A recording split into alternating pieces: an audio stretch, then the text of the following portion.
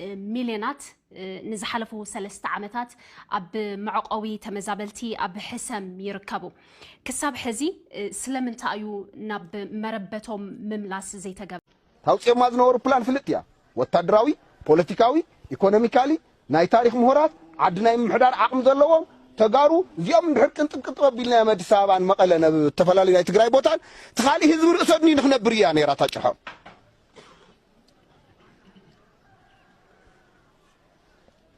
تجارو جن بزي مسلام من المعات حبير كامن باري كاليو بزمن قد زين تمسيهم ما يكالني لنا ليتنك أترن تقاليسنا زي كال مهانة راح زي كونس نصام زي كونو إدم زوهونا نحنا إدم كم نهو من الرقاق سألنا حزي إناخا الذي هرتب تقرايز قورنا يو عبيز ولا أوبريشن دوري عبايت أوبريشنات بمعراب بأنا كم حجاز متك عنفت كوينو بدور بمبرقن كاتن كالوت أرمتاتناتنا عبيت أوبريشنات تغيرو خم ذكر تخونكم ما مجمر يا معرف بمعراب بمادرن ما يتصورن حزنا تناتنا بهال وررهات ناي تقراي كلل قدامي معرف برايا ها كورم كوكفتو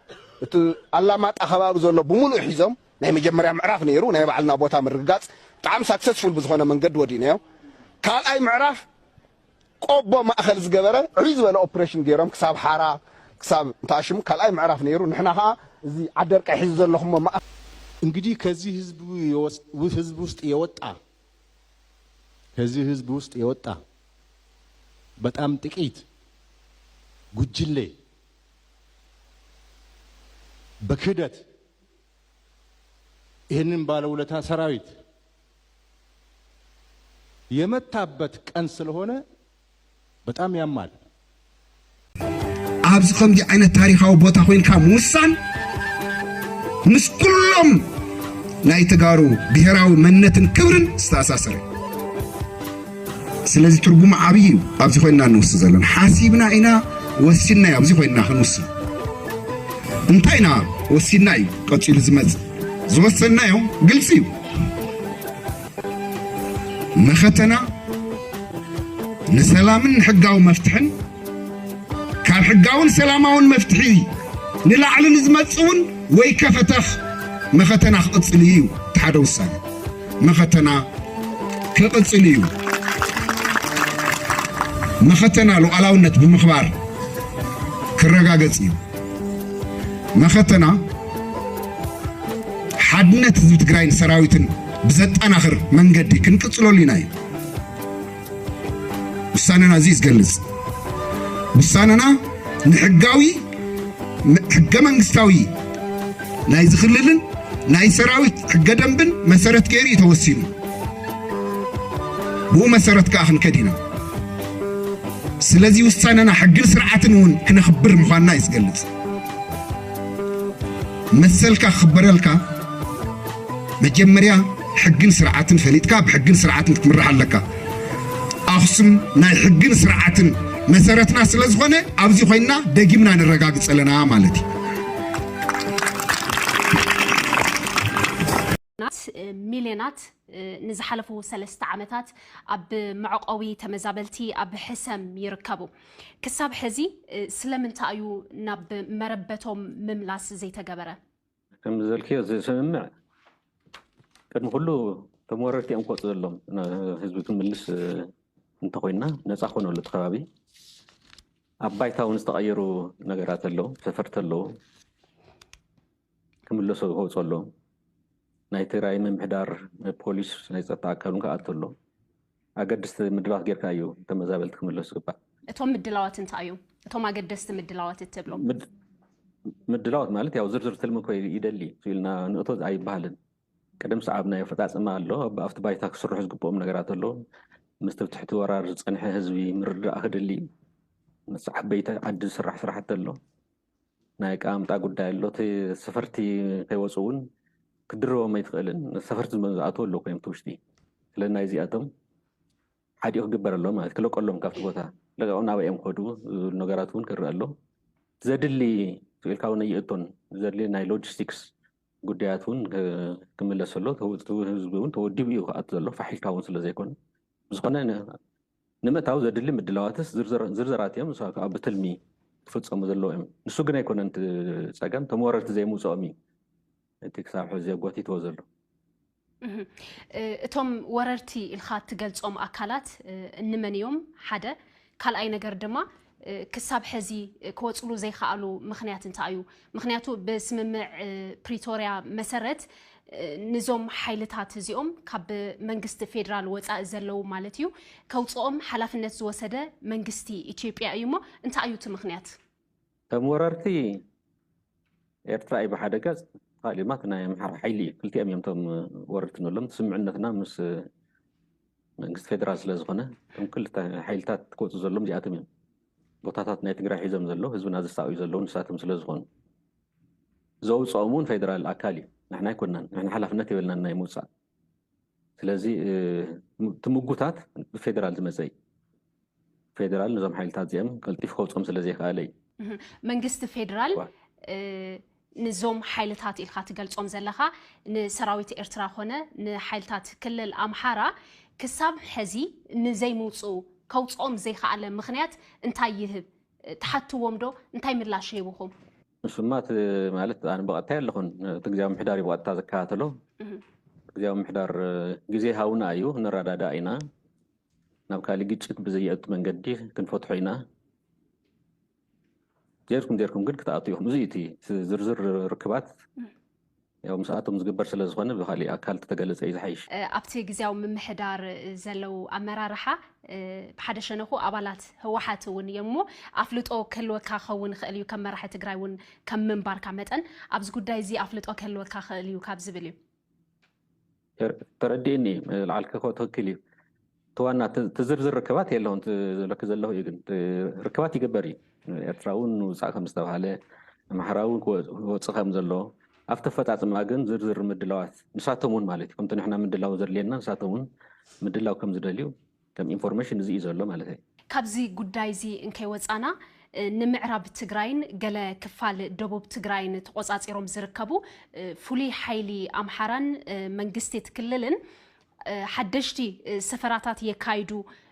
ወረቐት መንነት ይዕድሉ ከም ዘለው ምንጭታት ካብቲ ከባቢ ይገልጹ ኣብዚ ጉዳይ እዚ እንታይ ሓበሬታ ኣለካ ጉዳይ እቲ ኣብዚ እዋን ኣብ ትሕቲ ቁፅፅር ሓይልታት ክልል ኣምሓራ ዘሎ ዘካትዕ ዘሎ ከባቢኸ ንሓዋሩ ብምንታይ እዩ ክፍታሕ እቲ ኣብ ባይታ ይሰርሕዎ ኣለዉ ዝተባሃለ እውን እዚ እዩ ሰፈርቲ ናይ ምእታው መሬት ናይ ምክፍፋል ቦታታት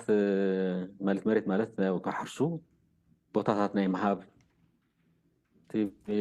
መፍለይ መታወቂያ እውን ኣምሓራ ኢኻ ብዝብል ማለት እዩ ገዛ ገዛ እናኸዱ ዝህቡ ምዃኖም ይፍለጥ እዩ እዚ እውን ተቃውሞታት ነቲ ዝምልክቶ ኣካል ማለት እንታይ ፌደራል መንግስቲ ተገሊጹሉ እዩ ከይዱ ከነመሓድሮ ኢና እዚ ክንፈትሖ ኢና ጥራሕ ተወሰነ ግዜ ሃቡና ምርዳእ እውን ይደሊ ከም ኩልኩም ዝተኸታተልኩም እውን ፕሬዚደንት ጌታቸው ክሳዕ ባህር ዳር እውን ይኸይዱ ንኽረዳዳ ስሉጥ ዝኾነ ቅርጨውጨው ዘይብሉ ኣፈፃፅማ እውን ምእንትን ክህሉ ተቀራሪብካ ንምስራሕ እውን ዓበይቲ ፃዕርታት እዮም ዝካየዱ ዘለው ስለዚ እቲ ሽግር ብዘተ ክፍታሕ ማለት እዩ እቲ ሽግር ብምርዳእ ክፍታሕ ቅድም ሰዓብ ቀሚጥካ እውን ክፍታሕ እዮም ዝግበር ዘሎ ፃዕሪ እምበር ተባይታ ዝስራሕ ዘሎ ማለት ክግበር ዘይነበሮ ደውን ክብል ዘለዎ ኣቀዲሞም ክወፁ ዝግብኦም ምዃኖም ግን ብቐፃሊ ዝሓልፍ ዘሎ መልእክቲ እዩ ኣባላት ግዝያዊ ምምሕዳር ትግራይ ናብ ባህር ዳር ከይዶም ከም ዝነበሩ ትገልጸለይ ኣለኻ ሞ ኣብ ምንታይ ምርድዳእ በፂሖም ካብቲ ስምምዕ ፕሪቶሪያ ወፃኢ ምስ መንግስቲ ክልል ኣምሓራ ዝግበር ዘሎ ከምዚ ዓይነት ምርኻባት እንታይ ዝዓለመ እዩ ካብቲ ናይ ፕሪቶሪያ ስምምዕ ብወፃኢ ዝገበርኩሞ ውዕል ኣሎ ድዩ ሓድሽ ውዕሊ የለን ዘይፍለጥ ውዕሊ እውን ክፍለ ይኽእልን ታትፍለጥ ስምምዕ እታ ናይ ፕሪቶሪያ ንፈፃፅማ ዝምልከት ድማ ኣብ ናይሮቢ ዝተገብረ እዩ ካሊእ ሓድሽ ስምምዕነት የለን ምስ ኣምሓራ ዝግበር ዘሎ ኣካል ምስ ፌደራል ያው ብፌደራል ዝስራሕ እኳ እንተኾነ ፌደራል ከም መመራርሓ ንክልቲ ይኽልል አቀራሪቡ ነገራት ያው ብስሉጥን ብዘይ ገርጨውጨውን ዝኽየደሉ መንገዲ ንምርዳእ ዝፍተን ዘለይ ስለዚ አካል ፌደራል ዝገብሮ ዘሎ ምንቅስቃስ እምበር ንሕና በበይንትና ማለት ከም ትግራይ ዝተፈለየ ተበግሶ ተወሲዱ ዝሰርሕ ዘሎ ነገር ኣይኮነን ኣብ ክልት ናይ ፌደራል ልኡኽ ኮይንካ ንክልቲኡ አካላት ኣብ ገሊኡ ዝበዝሕ እውን ፌደራል ዝመርሖት ኣኼባታት ፌደራላዊ ዘለውሉ ክልቲኡ ኣመራርሓ እናተረኸበ ነተፈፃፅማ ክቐልል ክሳለጥ ብዝብል እቲ መበገሲ ፌደራል መበገሲኡ ናትና ወገን እውን ተቐቢሉ ይማየጠሉ ማለት ተፈልየ ስምዕ ግን ኣይተገብረን ተፈልየ ምርዳእ እውን ሕዝቡን ኣይተገብረን ዛጊድ ካብ ክልል ኣምሓራ ኣመራርሓ ኣብዚ ጉዳይ እዚ ዝረኸብኩሞ ግብረ መልሲ እንታይ ይመስል ያው ብሰላም ንፍታሕየ እዩ ካልእ ተኣሽሙ የለን ከም ዘልኮ ሕዝቡን ማእኸል ፌደራል እዩ ንበይንትና ንትግራይ ንበይኑ ዝሃቦ ቃል የለን ዝሃቦ መረጋገፂ እውን የለን ፌደራል ኣብ ዝመርሖ ኣኼባታት እዩ ግዜያውና እዮም ዝብሉ ንሳቶም እውን ህዝብና ብዙሕ ተጎዲኡ ኣሎ ኣባና እውን ኣይትዳፍኡና ዝብል ነገራት እዮም ዘልዕሉ ስለዚ ብሰላም ነገራት ክፍፀም ተረዳዲእና ይህን ምሂን ተባሂልና ክንከደልና ዝብል ስናይ ድሌቶም እዮም በጠቕላል ገሊፆም ስናይ ድሌቶም እናገለፁን እዮም ዘሎ ህዝቡ ምስዚ ተተሓሒዙ ኣብዚ እዋን ሰራዊት ኤርትራ ኣብ ዶባት ትግራይ ከም ዘሎ ይግለጽ ሰራዊት ኤርትራ ብጭቡጥ ኣብዚ ሕዚ ሰዓት ኣበይ ከባቢታት እዮም ዘለው ማለት ምብራቅ ናብ ዝርዝር ቦታታት ከኣቲ ይኽእልን ኣብ ምብራቅ ኣለዉ ኢሮፕ ሳተዮም ዘለው ብርክት ዝበለ ቦታታት ሒዞም ኣሉ ተወሰኑ ወረዳታት ተወሰና ውስን ናይ ትግራይ ናይ እገላ በዓዲ ኣርባዕተ ብሰሜን ምዕራብ እውን ተወሰና ውስን ኣሎ ስለዚ ኣብቲ ዶብ ናይ ኤርትራን ትግራይን እቲ ቅድሚ ሕዚ ተወሲኑና ወይ ቅድሚ ሕዚ በትና ኣልጀርስ ስምምነት ተፈሪዱልና ዝብል በሃል ጥራሕ እንተ ኣብ መሬት ትግራይ ኣብዘን ዝለክ ዘሎ ወሰና ውስን ቦታታት ሰራዊቶም ተዘርጊሑ እዩ ዘሎ ሰራዊት ኤርትራ ንባድመ ተቆፃፂሮሞ ከም ዘሎ ዝፍለጥ እዩ ሕዚ ንስኹም ካብኡ እውን ክወፁ ዲኹም ትፅበይዎም ሓደ ካልኣይ ድማ እቲ ዝነበረ ጉዳይ ዶብን ኣቐዲሙ ዝተበፅሐ ውዕል ኣልጀርስን ከ ብኸመይ መዕለቢ ክግበረሉ ኣለዎ ኢልካ ትሓስብ እዚ ዶብ ጉዳይ ናይ ኤርትራን ናይ ትግራይን ኣይኮነን ናይ ኢትዮጵያን ናይ ትግራይን ከም ዶብ ስለዚ ዶብ ዝምልከት ከም ልኡኽ ፌደራል መንግስቲ እዩ በዓል ዋና ግን ኣብ ትግራይ መሬት ስለ ዘሎ ካብ ትግራይ ክወፁ ኣለዎም እዩ ያው ካብ ኢትዮጵያ እውን ይውፅኡ እዩ ማለት እዩ ብሓይልካ ዝተሓዝ ዝኾነ ነገር ክህሉ ይኽእልን ኣልጀርስ ይኹን ካሊእ ብሓይሊ ማለት ብመሰረተ ሓሳብ ፌደራል እውን በዚኣ እዩ ዝኣምን ዝቐበል ስለዚ እቲ ፌደራል መንግስቲ ብዛዕባ ዶብ ናይ ባዕሉ ጉዳይ ክዘራረብ ግን ትግራይ እውን ዝምልከቶ ስለ ዝኾነ ኣብ ቀፃሊ ዝግበር ነገር እዩ ሕዚ ናይ ዶብ ናይ ምጥራር ጉዳይ እውን ኣይኮነ ዘሎ ብሓይሊ ዝተወረረ ቦታ ክለቅቕ ኣለዎ እዩ ኣብ ካብ ኩሉ እዩ ናይ ኣልጀርስ ዝበሃል ናይ ባድመ ይኹን ናይ ገለ ዝበሃል ሕዚ ክመፀ ይኽእልን ብሓይሊ ኣይኮነን ብሕጊ ብስርዓት ተራዳዲእካ እዩ ክፍፀም ዘሎ እምበር ብሓይሊ ዝተሓዝ ቦታ ክህሉ የብሉን የትናትና መርገፅ መንግስቲ ኢትዮጵያ ኣብ ምውፃእ ሰራዊት ኤርትራ ዘቐመጦ ግዜ ገደብ ኣሎ ዶ ክሳብ መዓዝ ክወፁ ወይ ድማ እቲ ዝተፈረመ ስምምዕ ተግባራዊ ክኸውን ትፅቢት ይግበር ግዜ ተቐመጠ ክሳብ ሕዚ የለን ድሕሪ እዚ ኩሉ ሞትን ህልቂትን ምስቲ ውልቀ መላኺ ኢልካ ትፅውዖ ዝነበርካ ቀዳማይ ሚኒስተር ኢትዮጵያ አብይ ኣሕመድ ተዓሪቅኩም ኣለኹም ኣብ ምትግባር ስምምዕ ሰላም ፕሪቶሪያ እውን ንዝተፃወቶ ግደ ኣመስጊንካዮ ነርካ ብተመሳሳሊ ምስ ፕሬዚደንት ኤርትራ ኢሳያስ አፈወርቂ ንምትዕራቅ ቅሩባት ድኹም ዝወሰድኩሞ ተበግሶ ኣሎ ዶ ንሕና ማለት ቀድሚ ናብ ኩናት ምእታውና እውን ምስ ኩሉ ብሰላም ብሕጊ ብስርዓት ዝኾነ ነገር እንተሃልዩን ክፍታሕ ኢና ንንቀሳቀስ ነርና ከምቲ ዝበልክዮ ናይ ፌደራል መንግስትን ከምኡ ነይሩ ምክንያቱም ሕገ መንግስቲ ኣለና ሕገ መንግስቲ መሰረት ኩሉ ፀገም ክፍታሕ ይከኣል እዩ ዝብል እምነት ነይሩና እዩ ዝዋኑ ከይድና ድሕሪ ውግእ ናብታ ናይ ሰላም ኣቲና ኣለና ምስ ኤርትራ እውን ዝተፈለየ እዋማይ ንወስድ ኣብ ሰላም ማለት እዩ ሰላም ምርግጋፅ ነገራት ብሰላም ክፍታሕ ምግባር